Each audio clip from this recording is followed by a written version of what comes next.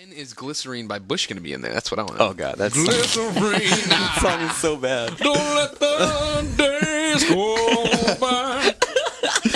Should have been easier on you.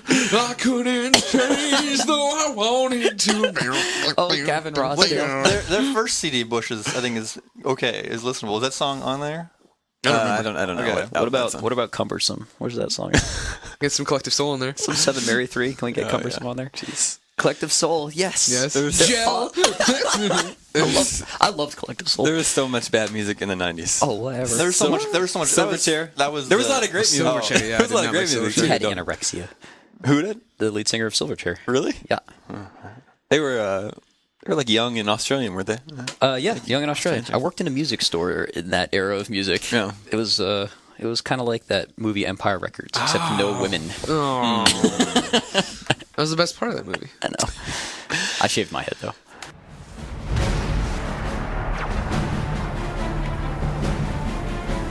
All right. New downloadable content is available for Jim's favorite game, Mass Effect.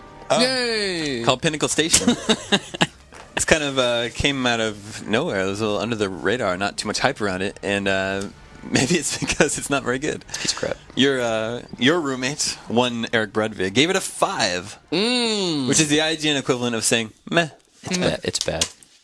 Jim, can you review Mass Effect for us in 35 seconds? What's bad about it? For the record, I do not like Mass Effect. Damon was merely pulling my strings. Oh, I must have had wrong information. Everyone around here loved Mass Effect. What's wrong with this DLC?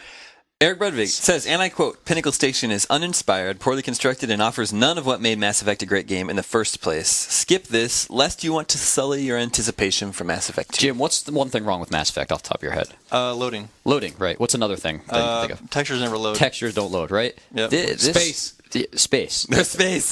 Those two things that Jim just mentioned are like extremely prevalent in this, like highlighted. The gameplay highlights them. It's a feature bullet point. Yeah, check out our sweet loading times. It's VR missions basically, and it loads you in and out constantly. Why would you want to do that? And it makes you run. It does time trials. Time trials in Mass Effect. Why would you? See, VR missions are fun for like Metal Gear, but I don't know Mass Effect. I don't see that. It's just well. When Mass Effect first came out, they promised they were going to support it with DLC, and then they didn't really do that. So maybe they just felt like this is just an obligation. Well, they promised a lot with Mass Effect. And, I think they under-delivered on that. The great thing about this is we can fill out the entire galaxy with downloadable content. Yeah. 2 downloads. One of them sucks. The other one's mediocre at best. Awesome. Mm-hmm. Well, Greg called it. Did you? I've never been on this Mass Effect boat. I never will be. I think you will be down the road. Not right now. When it comes to PlayStation 3. Yeah. It's okay. Yeah, sure. When it's on PS3, I'll be a huge fan. I think we've just confirmed it's coming to PS3. I did not confirm I anything. think VG 24/7 is writing the news story right now. I have heard things though. And then they'll misquote who said what. IGN's Craig Harris confirmed on their Game Scoop podcast. Developer of Sonic the Hedgehog, Dave Freeman, and IGN's Craig Harris.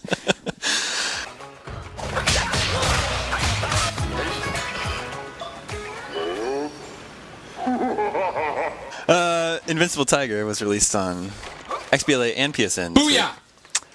It's also not very good. No. See, I've played it, the demo at Comic-Con. Yeah. And I liked it. I thought it could be fun. Did you play What didn't work Did for you play it in 3D? No, I played it in normal D. Well, if you listeners have been following my reviews, you may be picking up on a pattern that these old school beat 'em up games don't really do it for me. If they don't add something new, fresh and new. Like I think Castle Crashers brought something new to the table with that sort of game. But TMNT, Turtle in Time Reshelled, and now Invincible Tiger are just like straight. It's just boring. You're just they fighting just took the old blueprint. You just run on a 2D plane and punch and kick bad guys forever. How much was it? $15. Whoa. Yeah. Whoa. Now it does do very impressive stereoscopic 3D, but you have to have a fancy TV for that and expensive 3D goggles to do that. So no one's going to be able to appreciate it. So you take that away, and all you're left with is this totally generic 2D brawler. Sad face. Yeah. I gave it a 6.6 on XBLA, and I'll give it a 6.6 on PSN today. Oh, yay. What if it's really good on PSN? Scoop? Well, then I'll probably give it above a 10, I think. Okay. 10.7. Niner.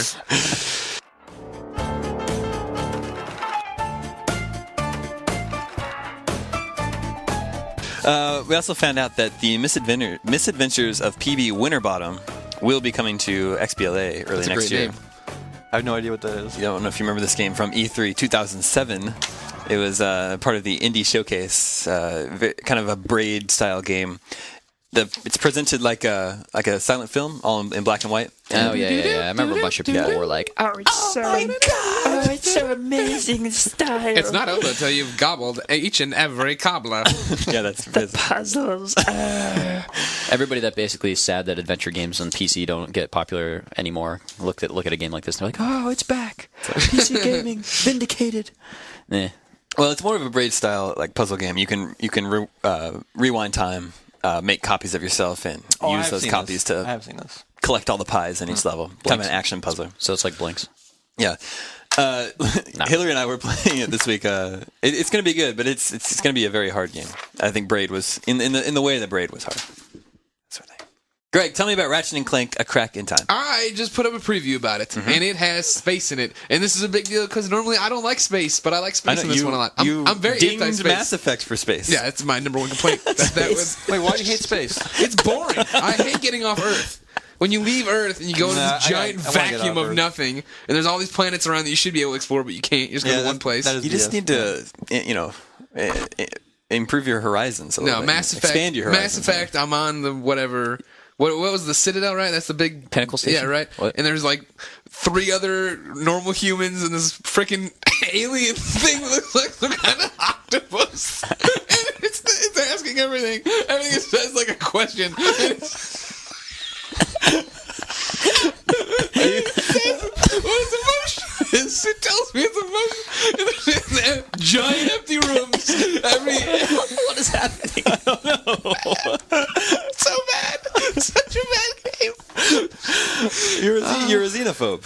Yeah, You don't like aliens. it just doesn't do it for me. I'm in a giant area with all these stupid, all these dumb species, but there's like 2 of them. You're right. I'm in this giant citadel, and there's like nobody in it.